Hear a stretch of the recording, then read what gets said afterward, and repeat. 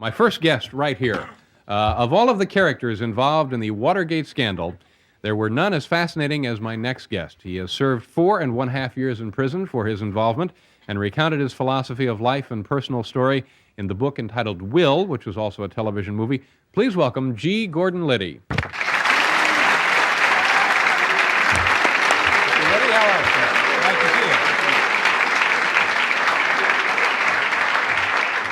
Thank you for being on the show. In the past couple of months, I've been reading things about you traveling and appearing at colleges with Timothy Leary.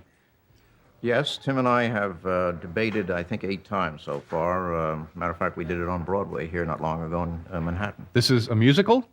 No, it's... Well, sometimes I expect it to be anything. When you're debating with Tim, anything can happen, and I mean anything. Well, the reason I said that, I was just being silly, of course, but it sounds like a very odd combination, you and Timothy Leary. What is the history of this relationship? Well, the relationship began when I busted him twice back in the 1960s, and then he went his way, which included Afghanistan and everything else, and I went mine, which included 9 different federal prisons. And we both did a lot of lecturing separately.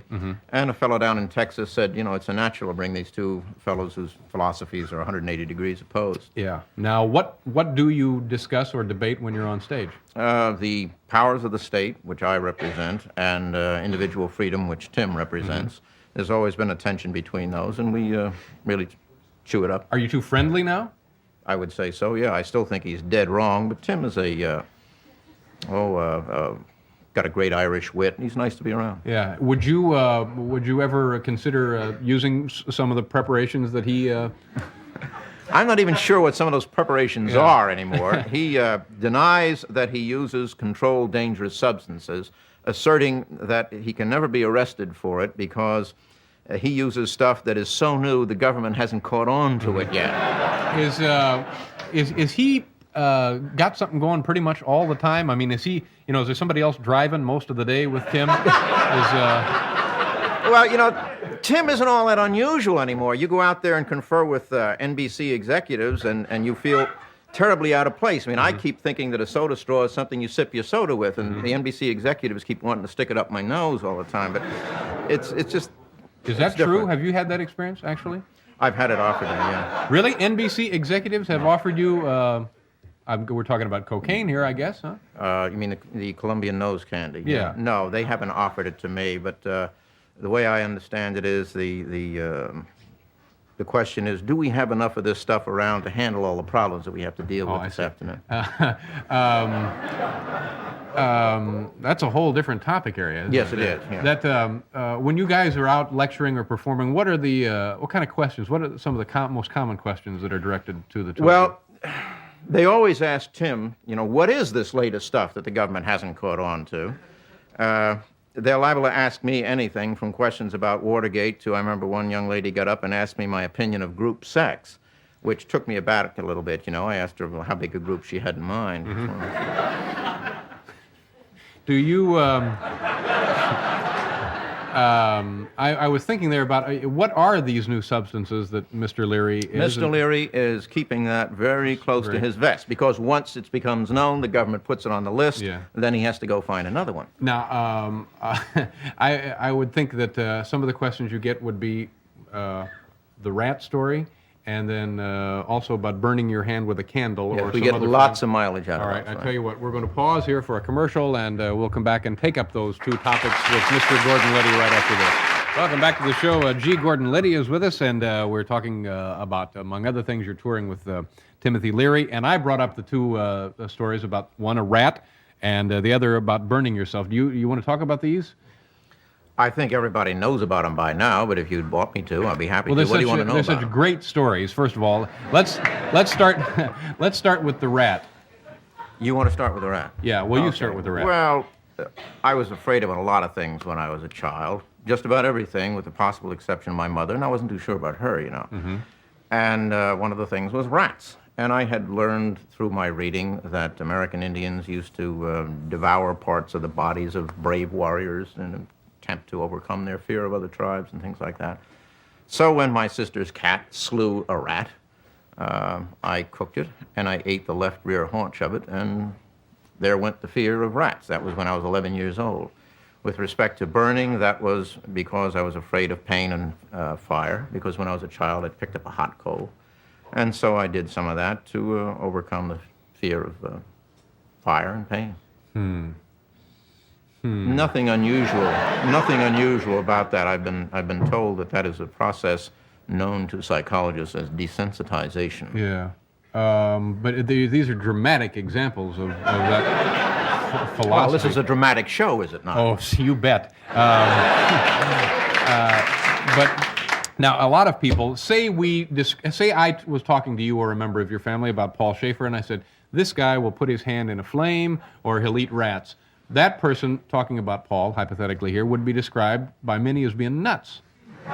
Now, do people consider you to be, maybe of having stepped off the curb? It depends, on the circumstances. My roommate in France, his father was put in a Nazi concentration camp, and he had to flee the Germans, and he lived on rat meat for a year and a half. That's how he kept alive.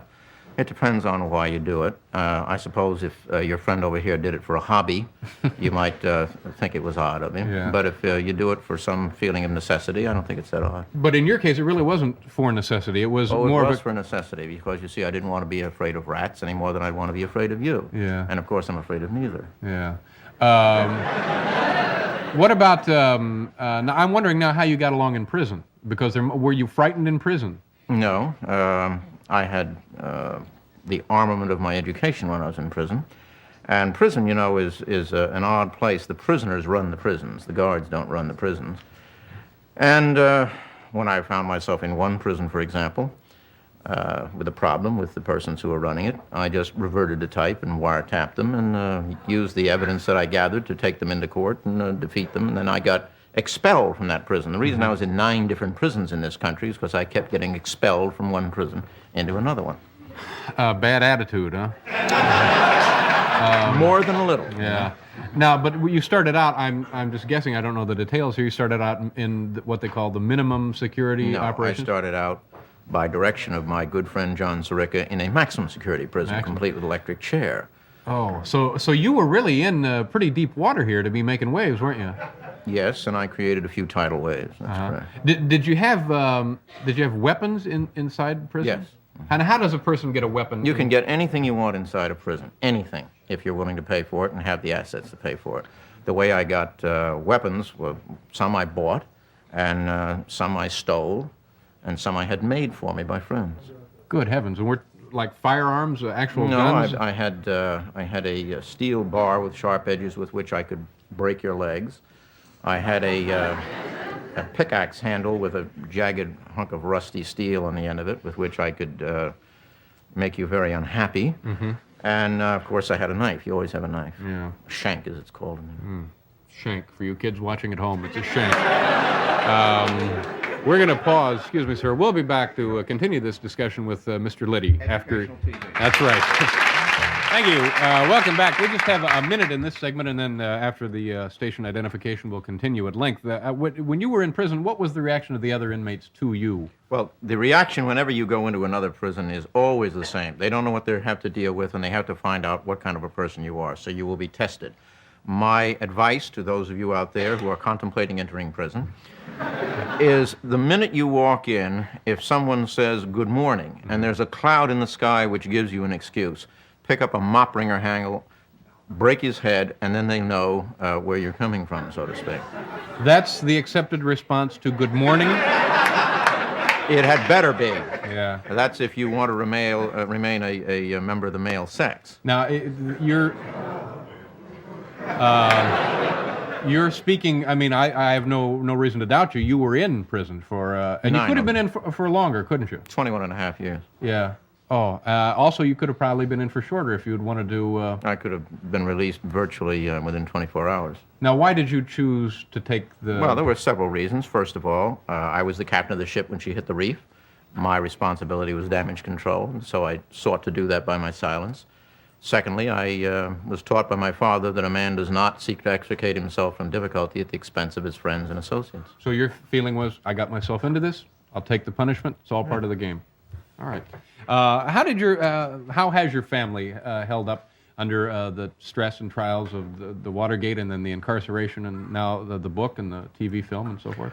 Well, you know, there's an old saying that what doesn't kill you makes you stronger, and that seemed to work with my family. I've got 2 swimming champions, 1 world-class water polo player, 1 captain of the swimming team, 1 pre-med student. They all do very, very well. You're a very methodical person, I'm guessing, from what little you've told us here tonight, and also what I read about you this afternoon, and even into selecting your spouse-to-be. Yes. You did some genetic research on this woman? Well, you know, when you look at a girl, Uh-huh. if you can't tell whether she's got good genes or not, you really oughtn't to be in the husband business, you know. If you can't tell she comes from good stock, then you got no Well, business. I mean, if the poor creature is a fugitive from the Board of Health and it's obvious, then I would suggest not marrying her. Mm-hmm.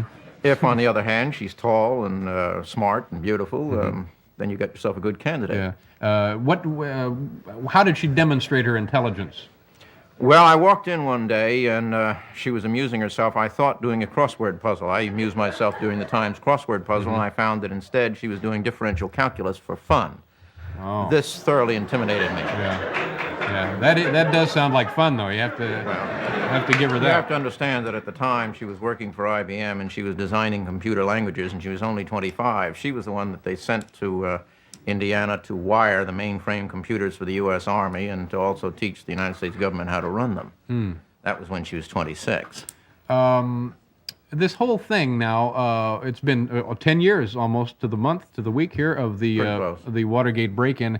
Is there... Well, actually, we had a successful one, which anniversary is never celebrated, that actually is a few days ago. Oh, so this would be the... That's the one I celebrated. You see, you celebrate the other one. I'll celebrate the other one. So, is there now the one that June? What was the date? 17th of June. Yeah. Now, is there anything about this mess that you look back on and find amusing now? Well, yeah, there were lots of things amusing. I remember it took us 3 times before we got in the first time successfully, and the second time that we unsuccessfully were in, Howard Hunt got trapped in a room, and the guards kept coming by swinging their flashlights. So, being the old OSS and CIA guy that he is, he hid in a closet. The closet happened to be a liquor closet. He was in there for 8 hours, and things got urgent, and Howard found a bottle of red, which was only 1/3 full, and by the end of the evening, let me just put it this way. If you ever go to the Watergate Hotel, under no circumstances order scotch. Never.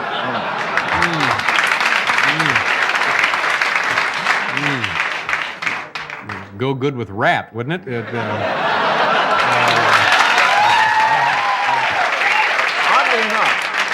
Oddly enough, after the book came out, the Washington Star made a survey of the top chefs of Washington, all the haute cuisine, and they said, Liddy, there's one thing about Liddy, is he does not know how properly to cook rat.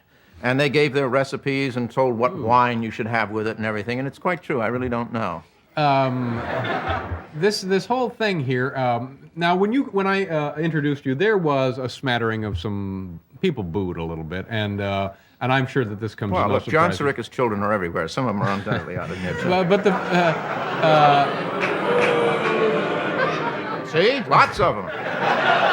and this afternoon, I was reading a little thing about you that said in other times, under other circumstances, you might have, in fact, been regarded as the ultimate soldier and even a hero, which I'm guessing is probably how you would like to be remembered. But objectively, if you can be objective, how do you see you being remembered in history by this country? Well, I don't know that I'm going to be that much remembered. I think that as distance lends proportion, the historians are going to view the Watergate incident with decreasing importance. It was really just sort of a footnote. And so you don't see an eternal place for yourself in the grand scheme of things? No, I think the place for me in the grand scheme of things is the same as your place and the place of everybody here, and that is we shall provide a diet for the worms. Ooh. My, what a cheerful note to end this on, isn't it, ladies and gentlemen? One day we'll all be dust. Got that? We're just going to go. Interesting experience meeting you. I appreciate your time, sir. Gordon Liddy, ladies and gentlemen. And We're going to pause, but we'll be right back to take a look at the news.